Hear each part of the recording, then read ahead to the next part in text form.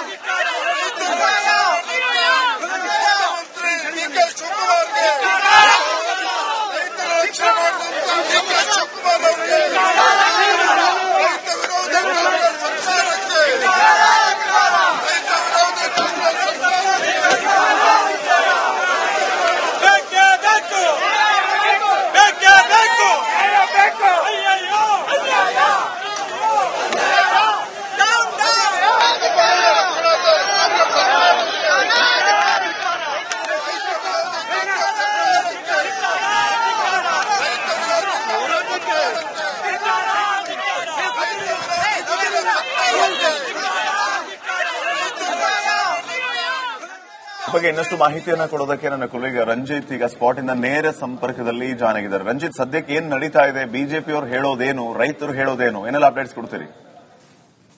Connect ಮಾಡೋ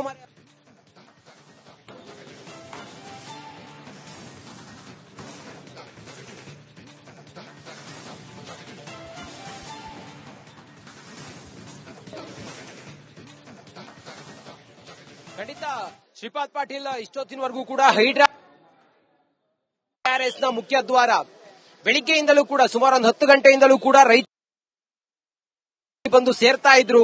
ಪೊಲೀಸರು ಅದಕ್ಕೆ ತಕ್ಕಂತೆ ಇಲ್ಲಿ ಸೂಕ್ತ ಬಂದೋಬಸ್ತ್ ಅನ್ನು 1500ಕ್ಕೂ ಹೆಚ್ಚು ಪೊಲೀಸರ ಬಿಗಿ ಬಂದೋಬಸ್ತ್ ಇತ್ತು. ಇಬ್ಬರು ಎಸ್ಪಿ ಅವರು, ಅದರ ಜೊತೆಗೆ ಸುಮಾರು 10 ಕೆಎಸ್ಆರ್ಪಿ ತುಕಡಿಗಳಿದ್ವು.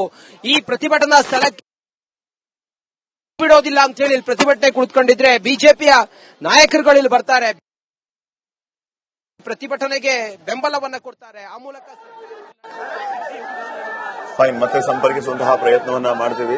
ಈಗಾಗಲೇ ತಾವು ದೃಶ್ಯಗಳಲ್ಲಿಯೂ ಕೂಡ ಗಮನಿಸ್ತಾ ಇದ್ದೀರಿ, ಹೆಚ್ಚಿನ ಪೊಲೀಸರ ನಿಯೋಜನೆಯನ್ನ ಮಾಡಲಾಗಿದೆ. ಕೆಆರ್ಎಸ್ಗೆ ಮುತ್ತಿಗೆ ಹಾಕುವಂತಹ ಪ್ರಯತ್ನ ನಡೆದಿದೆ ಬಿಜೆಪಿ ನಾಯಕರಿಂದ. ಈ ಸಂದರ್ಭದಲ್ಲಿ ಅವರೆಲ್ಲರನ್ನೂ ಕೂಡ ವಶಕ್ಕೆ ಪಡೆಯುವಂತಹ ಕೆಲಸ ಆಗಿದೆ. ರೈತರು ಕೂಡ ಆಕ್ರೋಶವನ್ನ ವ್ಯಕ್ತಪಡಿಸ್ತಾ ಇದ್ದಾರೆ. ರೈತರ ಆಕ್ರೋಶದ ಕಟ್ಟೆ ಒಡೆದಿದೆ. ಈ ಸಂದರ್ಭದಲ್ಲಿ ಅವರು ಕೂಡ ಕೆಆರ್ಎಸ್ಗೆ ಮುತ್ತಿಗೆ ಹಾಕೋದಕ್ಕೆ ಪ್ರಯತ್ನ ಪಟ್ಟಂತಹ ಸಂದರ್ಭದಲ್ಲಿ ರೈತರನ್ನೂ ಕೂಡ ವಶಕ್ಕೆ ಪಡೆಯುವಂತಹ ಕೆಲಸ ಆಗಿದೆ. ಆ ದೃಶ್ಯಗಳನ್ನ ತಾವು ನೋಡ್ತಾ ಇದ್ದೀರಿ.